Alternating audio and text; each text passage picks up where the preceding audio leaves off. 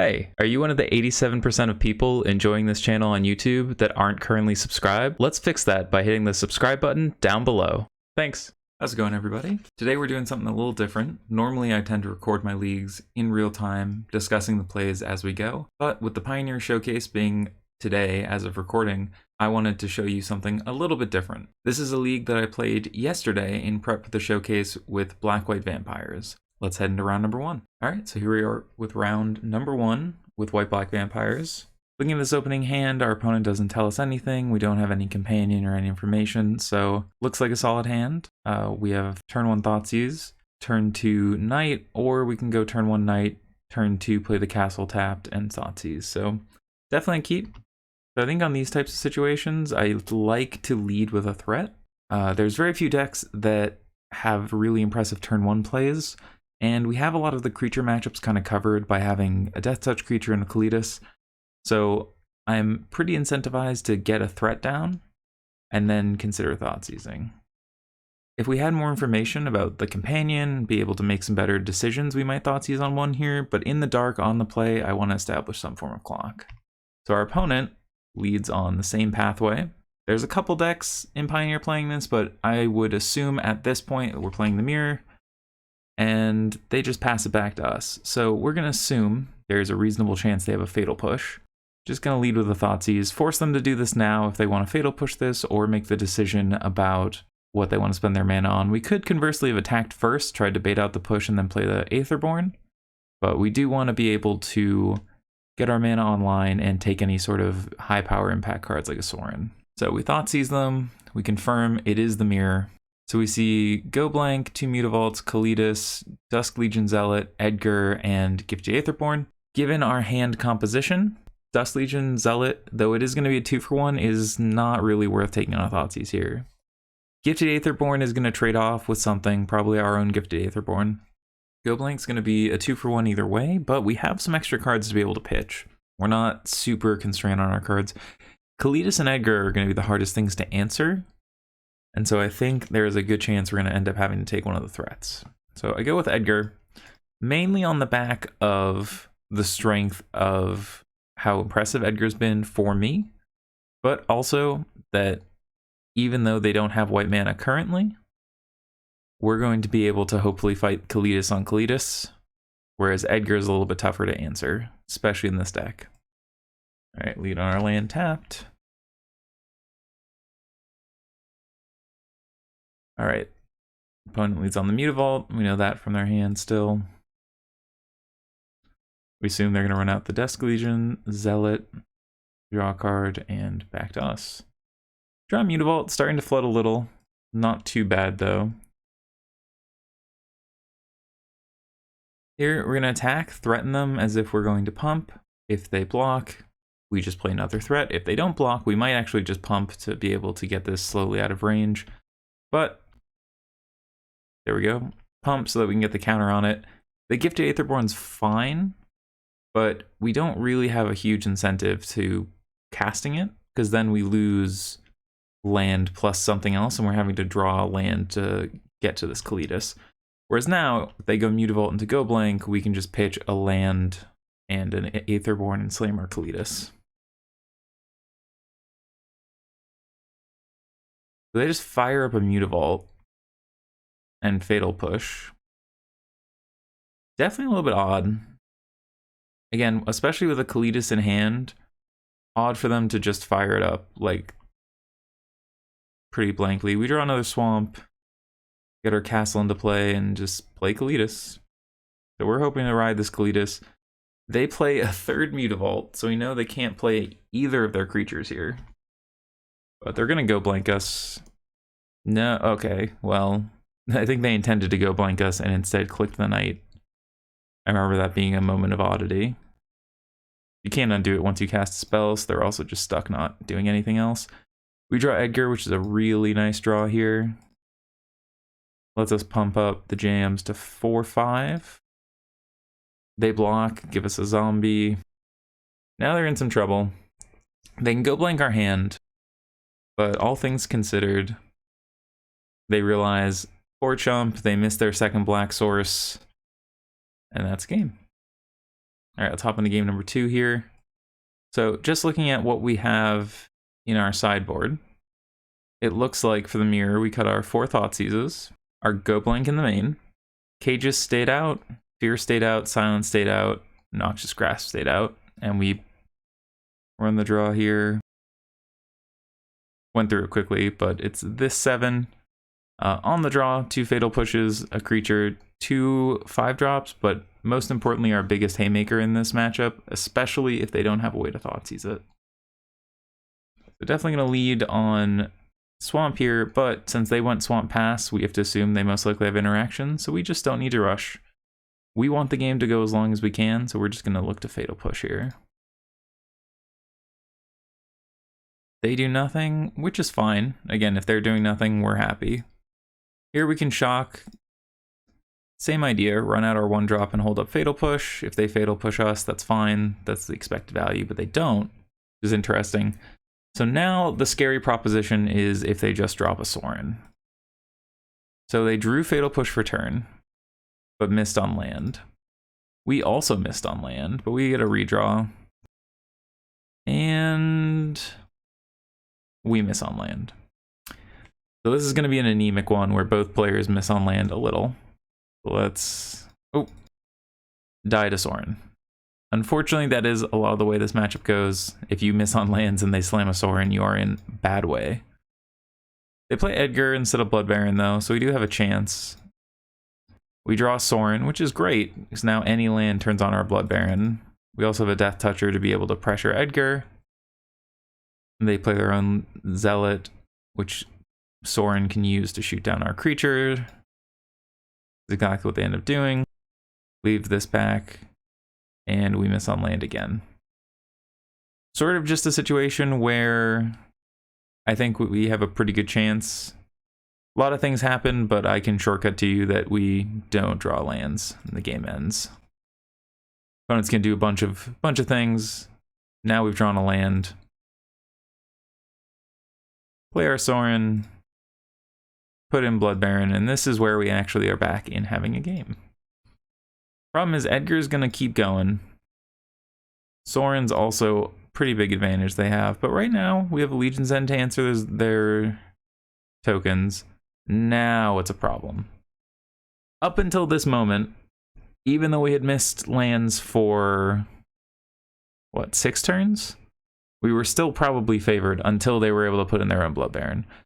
Now we're just racing, but they have an established board. So, again, spoiler, this is going to go on for a little while. We're going to trade resources back and forth, throw things at each other. I'm just going to hit play. We'll stop if we hit anything interesting, but for the most part, the problem here is that they are just established on board. We are not, and Blood Baron racing Blood Baron doesn't work when you're already behind. So again, we're just gonna keep racing back and forth, 5 damage of gaining life, losing life, but in the end, they are just too far established on board. The champion draws them too many cards, and realistically, we are not able to really mount much of a comeback here. So the game will just play on. We'll, again, gain our 5, do all these things, kill their Sorin. But again, they can just attack out. They don't, but we still force just a trade-off of our Edgar. And now again, we just continue to fall further and further behind without any real means of catching up.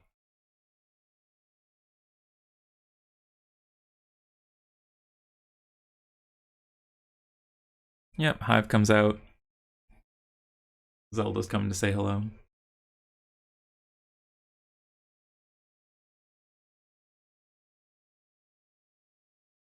Block everything, kill their creature, and we still die to Xaxes. Alright, so one of the problems with this deck is when you fall behind on tempo, it's very hard to come back. Alright, do we make any sideboard changes? 4 Thoughtseize, 4th Go Blank, nope. Submit the same. Alright, what do we see in our opening hand? Alright, this hand is a little sketchy. Right, we're on the play. We need to hit a 3rd land, but even if we hit a 3rd land, our Sorin isn't that impressive. But I think any hand with a reasonable curve and a Sorin is probably a keep in this style deck. It's not exciting. I'm not happy about it. But it's hard to put away your best cards in any matchup. Opponent doesn't have a 1-drop. So at least we get on the board first. We have the Mutavault, so now we guarantee a Sorin. Here we just want to make sure we get our creature down. They don't Fatal Push it, which is nice. We're just back in a little bit of a stalemate. Opponent plays their own Aetherborn. We play our Sorin, put an Edgar, trade. All sort of, these early turns tend to be pretty straightforward. There's not a ton of decision making to be had.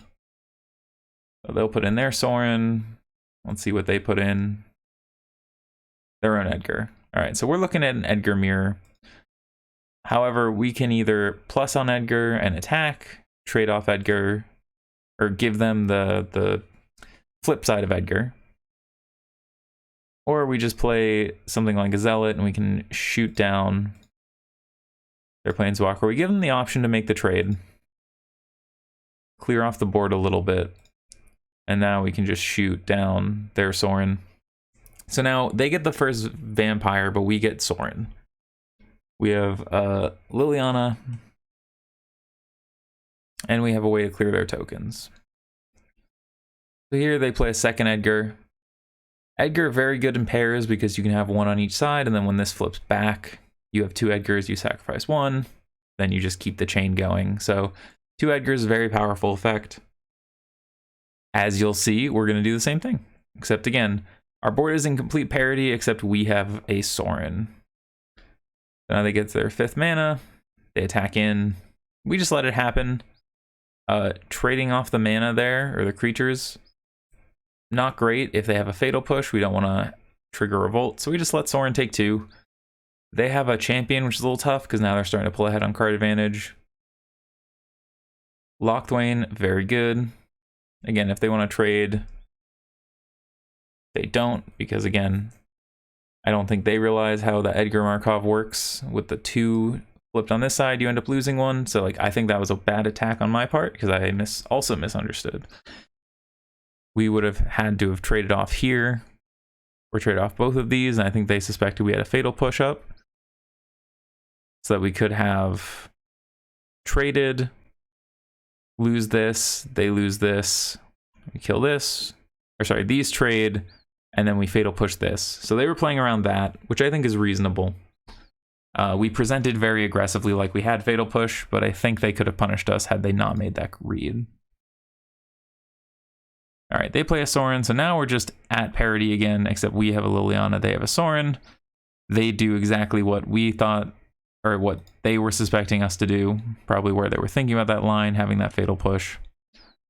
Now we're just discarding, we have a Sorin to play. And now we're just gonna hopefully outscale, get to attack. We can offer this trade, make a blood token.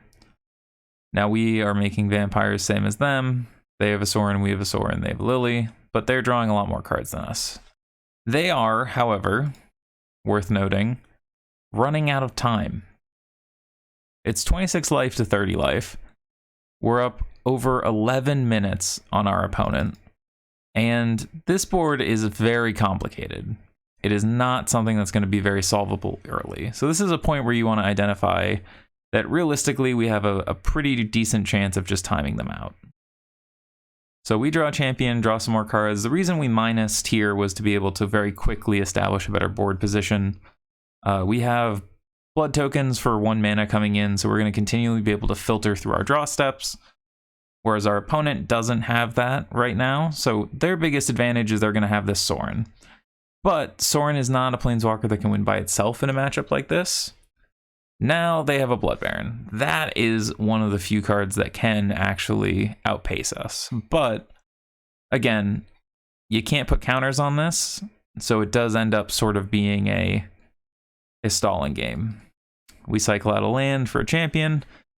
They attack in. We're able to just trade 2 creatures for their 2 creatures. And again, now they lose their extra Edgar. But they're feeling the pressure. They're down on time. They have to actually kill us.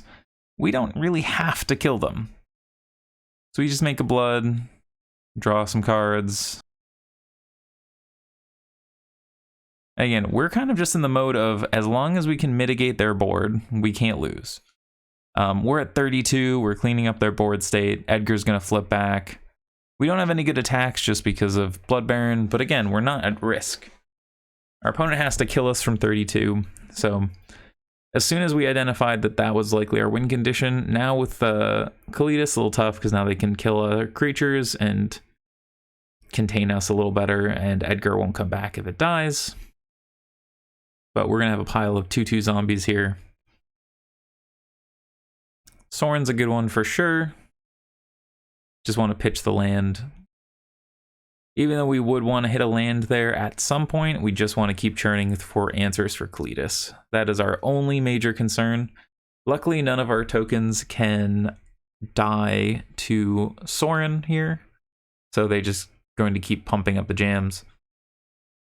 So here, we just want to put a token in front of Kalidas because they can eat the zombies, the other vampires, etc. So this is never blockable by any number of creatures. So we just want to keep putting one token in front of it. And again, our win condition here is that it's very difficult to deal 30 damage through this type of a board state. Our only goal here is to just win by time.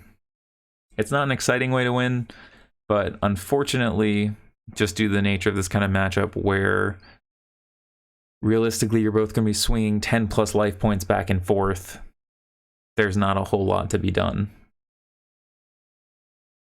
And again, the only major upside cards tend to be, you know, early Sorins, things like that, but then things like Blood Baron are huge. But even so, gaining 4 or 5 damage a turn can be quickly counteracted by these flying lifelinkers and other things. So not too much more to say. Game actions will be taken, but there is no way for them to actually kill us in time.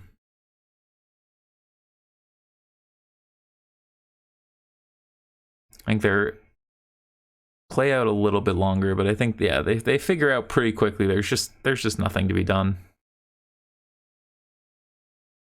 Yep, and there's the concession. So close back and forth. Game 2 mostly on the back of them landing Sorin while we're still stuck on mana. Game 1 we're able to grind out and win. And then game 3, even though they found the best card in the mirror, we're just able to stabilize. Given a long enough timeline, right? We're not pitching this champion, we're casting it, drawing like 7 cards, and you know, we're just refilling our hand. So I think there's a very reasonable sense that we might actually be able to deal with this Kalidas and come back in a long enough game, like an untimed game. But on Magic Online, they ran out of chess clock. So we're up to 1-0 and be back for round number 2. All right, here we are back for round number 2. We have lost the die roll, so we're on the draw.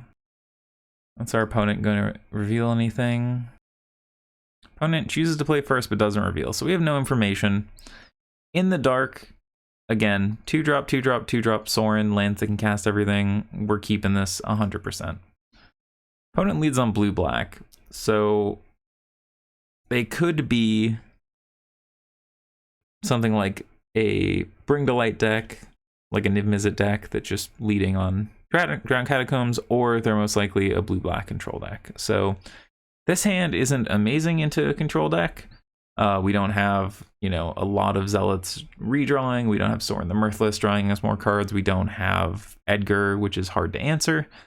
But we just have creatures that can get in there. So turn 1, play our land, pass it back. See what our opponent's going to do. All right, this should probably confirm it is blue-black. All right, we draw a land. Not much to be done. Play our more powerful creature, or creature with more power. It gets censored, we don't mind. We really don't want this to get censored because we do want to cycle through our deck. This is just a bear, essentially. So that gets countered, no big deal. Opponent plays a tap land, ships it back. So now we can reasonably play around censor number 2 by not just slamming Sorin. So we play this to draw a card. We hit another land, but now we can play Knight. Now we're applying some pressure. So 4 mana, get Narset, get Power Word, kill. So here we can just attack the Narset. We could pump, we could do any number of things, but we have to be concerned about a fatal push. And if we're concerned about a fatal push, we may want to put a counter on there, threaten this Narset, and it dies. So at least we're in a good spot. They miss on land, but we know they have a power word kill. Tough for them for sure to be missing here, because now we just get to start grinding them down with this Sorin. This is 4 power worth of attack, so it'll level up a counter on the knight, and we can just keep deploying threats. We've spread out our threats, so we have 2 even creatures, 1 odd. We have 3 creatures, so we can make a blood token. They go to Shark Typhoon to try and cycle into a land, but again, it's already outclassed by all of our creatures, so it's not doing a good job of blocking at all. They attack in at Sorin, we make a blood token. All pretty par for the course. Create out a land. Edgar's a good draw. Just put it in this way so we can also potentially threaten a Sorin post-combat. They're going to most likely have to power word kill something. Fatal push there. Again, we know about the power word kill. And cycle a sensor. So they've gone through most of their hand here. Very mana efficient turn. We're still able to apply a good amount of pressure, get in for 3 lifelink. Our Sorin will die, but we're going to replace that Sorin with another Sorin. And if they don't have a removal spell for our 3/4, then we get to keep both Sorins. So Extinction Event clears the way. We draw an extra Dusk Legion Zealot, which is nice. Cycles into another land. And we just establish a nice little clock here. And they just used a Wrath, but we're already back on board with 2 active Planeswalkers and another draw card here. So it's going to be tough for them to realistically do much. Dig Through Time's a good one, for sure. But they're going to need to find a lot of individual answers. So we draw this off the Sorin plus onto our creatures. Get in there. Alright, they're going to field our Locthwain, which is fine. We could just pay 5 to draw here, but I don't think we need to. We want to just pay 3 to draw 3 instead of paying 5 to draw 1 here. I think is a better use of our time. And our opponent concedes upon realizing they're taking 5 here with 2 active Planeswalkers, and we didn't draw a card off Locthwain, telling them that we have a follow-up. So they concede here. So we'll move on to game number 2. So looking at the sideboarding, took out our Kalidases, took out a Fatal Push, took out 2 Aetherborns, and these are the 15 we have on our board. Bringing in all our sort of anti-control cards here. So let's look at our opener here. On the draw, we have Sorin Edgar, which is pretty good. Pretty good, not amazing. You know, we have some optionality. We have the Dusk Legion Zealot, which is nice, and we have a Thoughtseize. So this is a little bit of a mediocre hand, but again, it's hard to get rid of interaction and Sorin. The opponent plays a tap land, we draw a champion, so our Sorin has some more action to do here. Let's play a tap land and pass. See what our opponent's up to. They let us know they don't have any censor, which is really kind of them. Lets us just play this Dusk Legion Zealot trying to hit the next land. We do hit it. Now they could have censor, but they can't really have anything else. And we have 3 Sorins, so we can just play a Sorin as bait. Chances are it gets countered, but I think we just want to run them out of resources. They crack their Fabled Passage, and shockingly, this resolves. Now that is not what was expected. But we have a couple things we can do here. So put in champion, they Fatal Push, we only draw 1. Or they Cling to Dust, even worse for them. So we draw 2. We have a full grip, a Planeswalker, 3 more Planeswalkers in hand, Disruption. It's not looking good already. This Sorin resolving is a real tough situation for them. The Extinction Event, thinking it'll hit both our creatures. they hit even instead of odd. Even if they had hit odd, we then just slam a Sorin, and definitely feels like they just aren't coming back, and the opponent wasn't interested in finding out if they could. So we move up to 2-0 here, and we'll be back for round number 3. All right, back here for round number 3. We lose the die roll. Always tough. Any companions, opponent? No companions. So that's 3 matches in a row without companions, which is a little odd, but not unheard of. So pretty medium hand. You know, we don't have a Sorin. We don't have anything like that, but we do have a reasonable curve. I think I would keep this on the play, on the draw. I'd keep it, but I'm a little bit disheartened if they're an aggro deck. So leads on Forest. Could be any number of things, but first thing that jumps to mind is Winota. Winotas would be tough for this kind of hand. We draw another Edgar.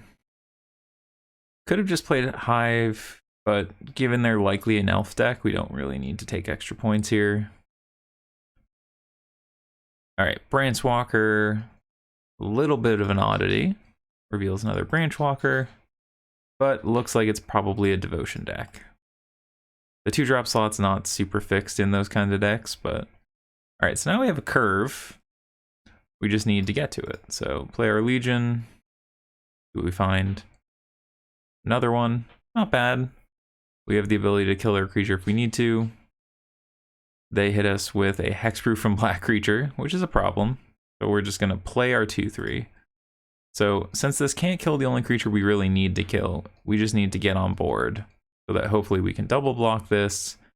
Little sad to trade both of these for this, but hexproof from Black's really tough, and we have an advantage in the mid to late game. So they attack, we make the trade. Perfectly fine. Also takes away some mana. They have a pack leader but miss their land. We play an Edgar. Hard for them to get through. Old Growth Troll again. Now we're just in this mid game where Kalitas comes in. They can't do anything. But now they have 10 mana.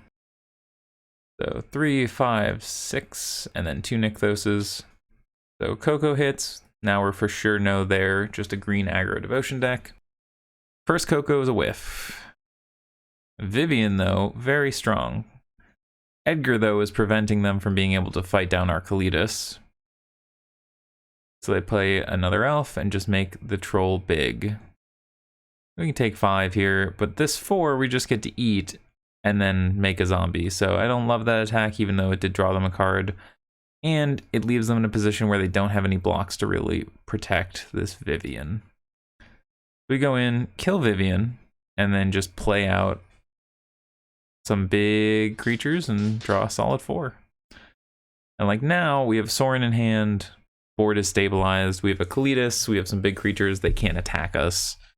And realistically, it is very hard for them to come back here. We Sorin, we just make our creatures big and lifelinky.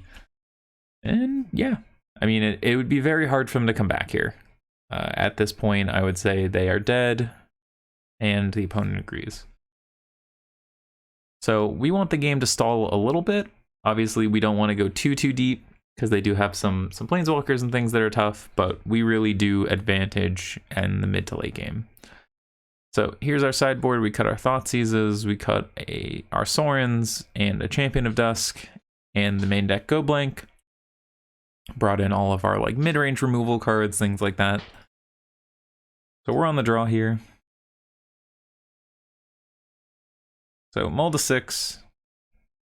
It's not an amazing mull.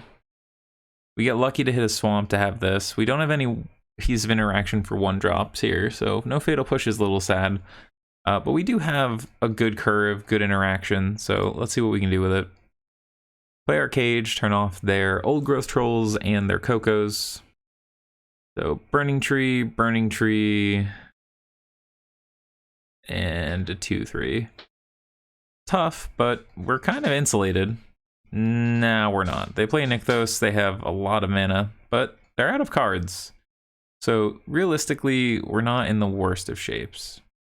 We can just deploy a bunch of Death Touchers, and now at least we are in a position where we have a chance. They make 9 mana, which is always worrying. Whenever your opponent taps for any amount of mana with Nykthos, is scary. So our opponent is going to play a very large Hydra, our non-currently Death Touch creature. They still have 1 card in hand, but they can't attack. We just leave up Noxious Grasp since we don't have 4 mana. We're hoping that we can just trade, and then stabilize from there. But our opponent makes 11 mana. It plays an elf, okay, not too big a deal. And Decimator of the Provinces. So everything has trample and +2/+2. So we can pack this one up. It's a good example of your opponent on like a mono green devotion style deck, just getting out ahead of you. I think our hand was reasonable. But, you know, they had Nykthos for 11 mana on turn 5 and attacked for 100. We play out for another couple seconds, but yeah, once the Decimator comes down, we're pretty dead. So moving to game 3, we'll just check our sideboard again, see if we did anything different. So champion, we brought back in 1 Sorin, it looks like. Took out the cages. We probably have a better time beating their Coco stuff than we do beating their bigger stuff. So I think we wanted to be able to interact a little bit more aggressively. All right, so we're on the play here. The hand we see, Fatal Push, Knight, 2 lands, probably good enough. Having Sorin and Kalidas, absolutely gonna keep. So again, we want to be able to, on the play, establish a threat and then interact. Opponent plays Oath of Nissa, finds a Lair of the Hydra. Okay, another Fatal Push is fine. Starting to get a little bit concerned if they don't play anything aggressive, but we get to just kill this, untap, slam a Sorin. But we don't slam Sorin. Why? Because we're able to just start to pressure their life total, and after the Werewolf Pack Leader, they didn't play a land. So we get to make this a 2/3, get in for 5, and now, if we want to, we can slam the Sorin, get Kalidas down, and offer a nice little trade. They're stuck on lands, we're building a reasonable base. They find an Old Growth Troll. We attack in, hoping to be able to Fatal Push. There's almost no chance they let us Fatal Push there. So we just get to make our creatures bigger. They play Aronis, but they can't attack. Draw a champion. Able to sacrifice a creature, throw it at their face to turn on Fatal Push. Kill the Old Growth Troll with Revolt. Get another zombie. Aronis can't block. Get in for 6. This is one of those hands where we were able to deal them 5 points, or 4 or 5 points early, and then just turn the corner. So like now they're just in dire straits. They played the Harbinger we know about. They have 2 blockers, but if we attack all, they go to 1, and then we can just throw a zombie at them. But we have a second Sorin, so we can also just minus the Sorin, put in champion, draw 2, see what we hit, and now when we play the second Sorin, we can do that same play of attack all and then just throw the champion at them with the second Sorin. We're just up some cards, but they're still dead. And there you go. One of those cans where like we were able to accelerate quickly, interact with them on pretty much every early turn, and then turn the corner quickly with a Kalidas pumping out zombies and Sorin. So opponent getting stuck on mana there in game 3 is a little bit tough, but games 1 and 3, we got to that mid game with some amount of pressure ahead, and they were on their back foot, so we were able to take the match. On to round number 4. All right, here we are for round number 4. We once again lost the die roll, so we are back on the draw. Opponent chooses to play first, but this time they reveal an Obosh, so we have finally met a companion, but it's not one we tend to run into. So Obosh tends to be, it's not really significant in any kind of deck, but obviously you know they're going to have 1s, 3s, 5s, so any sort of early interaction is usually necessary. Go blank, fine. Aetherborn, fine. Like this is one of those hands that just is fine. On the draw, it has a lot of potential. Let's see where it goes. So they lead with Bluing Marsh into Llanowar Elves, definitely not something you know yet. So we're in Obosh territory, but chances are the opponent is playing a little bit of a brew. But then it turns out to just be Jund food with Obosh. So this is a little bit awkward. We draw a Kalitas, which is great, but we're still a million miles away. So opponent had to empty their hand pretty much. They have a ton of synergy going on, but we're basically at the point of just trying to grind them out to the point where we get a Kalitas down and can stop them from being able to meaningfully interact. So they sacrifice Midnight Reaper, we want to kill this. Or they sacrifice the cat, we want to kill the Midnight Reaper, so they only get 2 cards. And now here we are in the staple zone. Opponent has drawn some cats, some things. We know Obosh is their last card in hand. We can now minus put in Kalitas. And now they're in an interesting position where they need to deal with our board. They pick up Obosh, we get rid of their hand. They make a goose. And now we're feeling pretty good. Feeling pretty good about ourselves here. Just gonna keep deploying, try to keep pulling ahead. As long as this Kalitas is alive, we are infinitely ahead. That is the secret. So we'll use our extraneous vampires to shoot down their cat so they go away forever. Attack in. Play champion. Opponent sacrifices the food and draws the fatal push. Well, remember what I said, as long as we had that Kalitas, we felt advantage. Now we are back at parity, but our opponent has a bit of an engine going, but we've got rid of 1 cat. So now we are just in a race.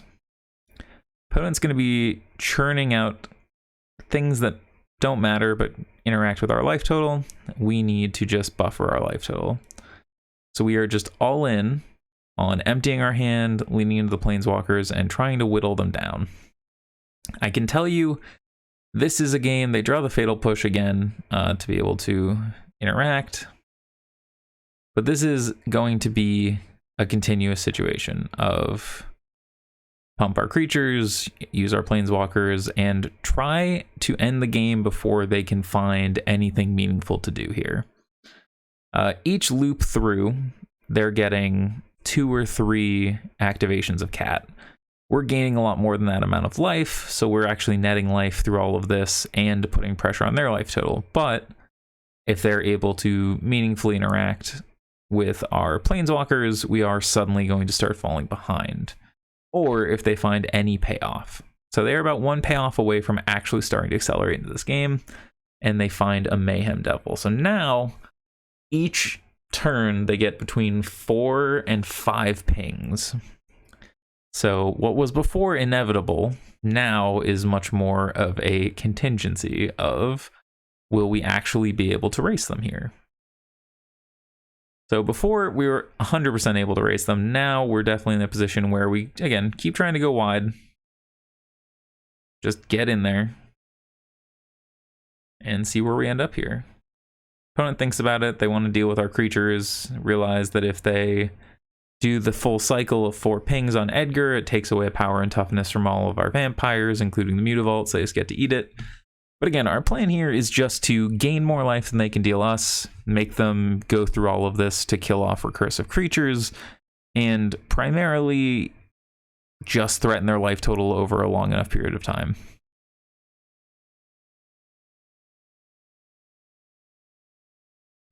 Again, this is just a matter of, you know, they're going to answer our planeswalkers, so we just need to go wide. Every land they draw lets us attack in for some more damage, keep chaining draws. Locthwain's good, lets us get 2 cards a turn. Mutavault's not a bad one. And again, we're just in a situation where we keep pushing. Not too much to say here. This is one of those games where the decisions on our end are pretty limited. You know, play the spells you draw, attack all, hope to whittle them down before they can find any actual answer. And every cycle through, even though they're able to ping quite a few things and deal with quite a few things, it's still netting us damage on them and netting us potentially having to chump block at some point. So they got from like 16 or something like 19 to 10 there. And then again, we're able to flip Edgar. Very nice. We have a second Locthwain. Again, keep powering through. So every turn we're trying to draw 2 to 3 cards a turn and hope that we can mitigate their advantage by just putting pressure on them. You know, every time these elves have to block, that's 1 less resource, and we are just getting in for more damage. Again, they have to deal with the Edgar. And the same cycle just keeps prevailing. So this is game 1. As you can tell, we are making a lot less decisions than our opponent. Our opponent has to cycle, sack, now 6 times in a turn, make food, all these things. They are down to 8 minutes in game 1. Again, they draw land. We now, though, have started to effectively get whittled down on our forces. So, because they now have 6+ pings per turn, it does become quite hard to actually kill them. We draw Sorin, though. Let's just throw our new vampire at this Mayhem Devil, and now they aren't able to interact nearly as favorably. They're able to get 1 more cycle here, kill our Sorin, or kill our vampire, but overall, they are still way behind now that they don't have their payoff card.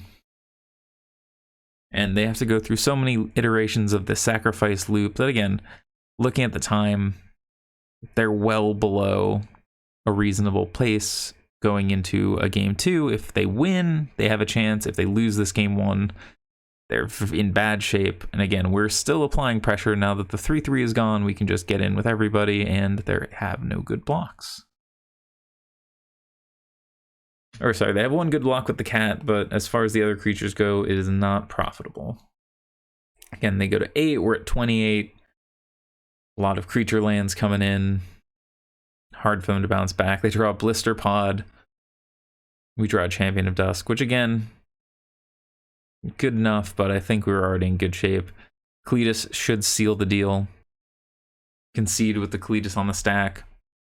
I'll save you the disappointment.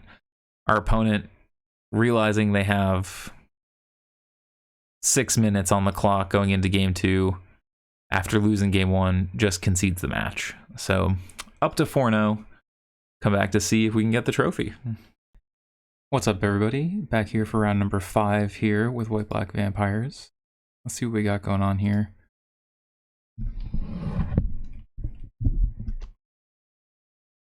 Alright, opponent shows us Kahira, which is almost always going to be blue-white control. So this hand into blue-white control is pretty okay. I don't hate it. We're on the play. We have a turn 1 play and a bunch of good medium, difficult to answer mid to late game plays. So even though it's not the fastest start, blue-white has a lot less spot removal, so we're able to hopefully take advantage of them. So Kahira confirmed, looks like blue-white to me. All right, we draw a real nice one in Zealot, helps us hopefully curve to 4. Thoughtseize is another good one. Get in for 1. Opponent untaps. See what they have going on. Playing a field, so we know our first creature land probably isn't going to get much done. But again, now we have the choice to Thoughtseize them. Do we draw for turn?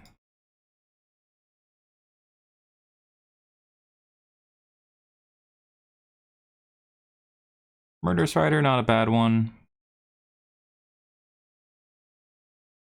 This can hit place, this will go. But I think we're more likely to want to Thoughtseize them here. Whoop. So we see, pause it real quick. We see Glacial Fortress, Castle of Antris, Shark Typhoon absorbs Censor, Teferi, and Fateful Absence. So if we take the Fateful Absence, we're able to attack for 4, get our Knight higher, and we know about the counterspell, so we can just play around them forever and just keep applying pressure. So we take the removal spell, play a land, stand up our Mutavault, get in for 4.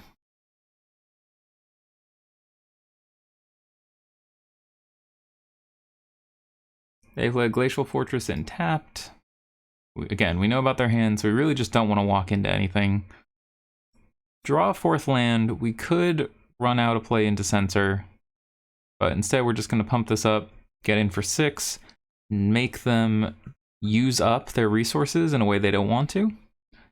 They cycle the Censor even though we now have freedom of 4 drops. They draw a land, draw a Supreme Verdict somewhere in there. Those are 2 of the mystery cards. But we get to slam a Planeswalker, make a new threat.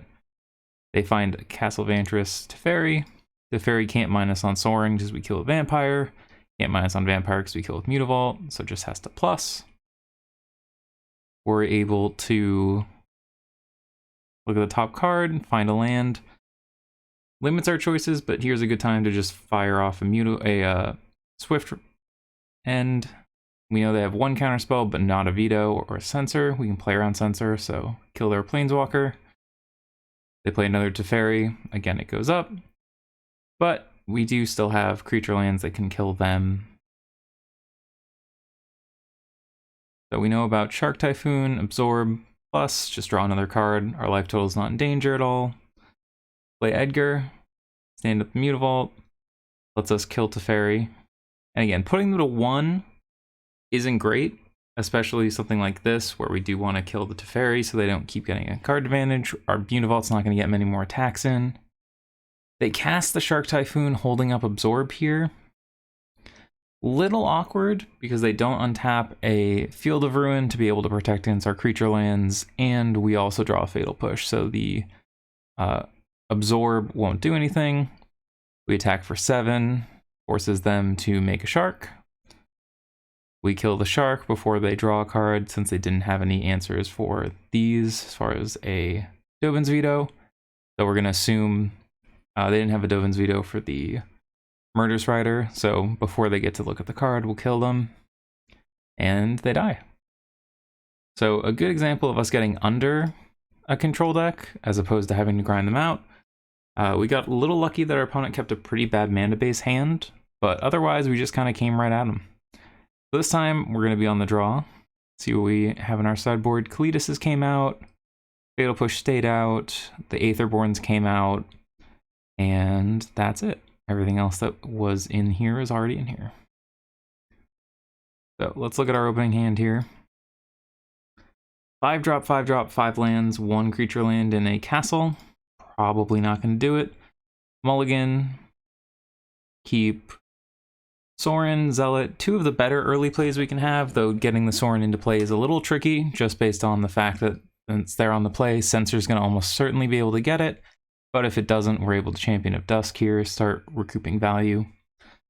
And if they do counter it, we can eventually just play the champion. So they have 2 mana up. Very unlikely they censor a Dusk Legion Zealot.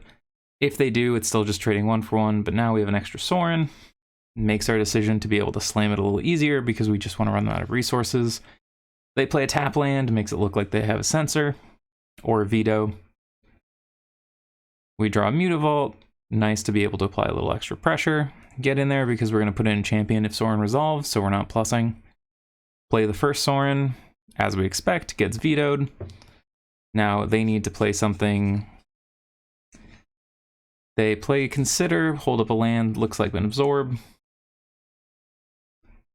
From here, once again, we get to play around Censor by just playing any of our lands that aren't tapped. Sorin resolves, which is very bad for them. We get to draw 2, stand up our Mutavault to draw 3. This comes up a lot with Champion of the Dusk, especially when you're putting it on Sorin.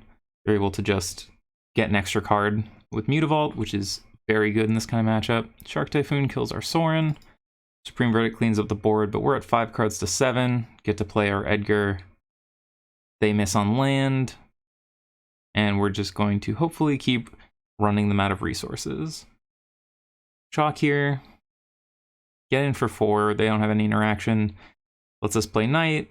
We get to pass while still growing our creature. Means we never give them an opportunity to play a counterspell. They Deluge, which is the punishment for not forcing their hand, but we can pay some life to draw. Again, our life total is not really in danger, so we can just pay the 5 to draw a card here. Untap, another Edgar. Very nice at insulating against what they're doing, but for now we probably just get to start with a nice attack for 7, half their life total. Settle the Wreckage is interesting one. We Noxious Grasp our Edgar here to be able to get the flip side, so that we're able to really start grinding them out with token advantage. Play the second Edgar because they can't counter it, and now we're making 2/2s. When this flips, we get the other side, so we're just really threatening a long game win here. Most of these decks run 1 settle, so having to use the settle for that level of advantage, not really worth it on their end. But they were being heavily threatened. So we get to attack here, either force a response or a memory deluge. So here I tried to crew or stand up the other Hive Tyrant and just clicked on the wrong mode of Mutavault, so then we just cracked our clue from the absence. In reality, we just wanted to stand this up and eat the memory deluge, but sometimes you misclick, so it goes. So they would be at 3 less, but they now make this up, so they'd be at 10, but again, we're still applying a lot of pressure. Dig Through Time's a good one for them, for sure, but they need to find a lot of answers all at once. Sunset Revelry, because we drew 5, or took 5 points off this, they only get this mode, then get more cards or more life. And their 2/1/1s do not line up well against our 2/2s. We draw a nice Planeswalker. Gonna lead on getting rid of this Memory Deluge correctly this time. Again, just keep whittling away their resource advantage if the game goes longer. Azorius Charm puts Edgar on top, but we're going to get another Edgar momentarily, so it's not much of a problem. And this lets us slam Liliana and start whittling away their hand. We can pitch an Urborg, we have plenty of lands, they pitch a land as well, but again, Cycle Sensor, they're just in a position where they know we're drawing Edgar, they know we're getting another zombie, so we're going to have 2 2/2s, a Mutavault, a Hive. We have a champion we can use to draw, and we have Liliana to whittle away their hand. We draw the Edgar. Here, they know about the Edgar, but we're going to play champion. Draw 4 cards. Makes it much easier for us to be able to discard. We'll let them choose which card to keep, so then we can Thoughtseize it. Narset's Reversal, they Thoughtseize us, but the problem is that they take 2 damage off of that, which is pretty bad for them. They realize they don't really have many outs here. 0 cards in hand. We have a Planeswalker going up to 7. They've seen our hand. We're going to get to reload at our convenience, gain enough life to not make it a problem. And we get the 5-0. Deck felt great. Was very happy with it. Showcase didn't go quite how I would have liked, but as we saw from the challenge results on Saturday, it was 5 of the top 8 decks, and several copies made top 8 of the showcase. I think this was a great choice for this weekend and a very powerful deck moving forward. Thanks for watching, everybody. Until next time.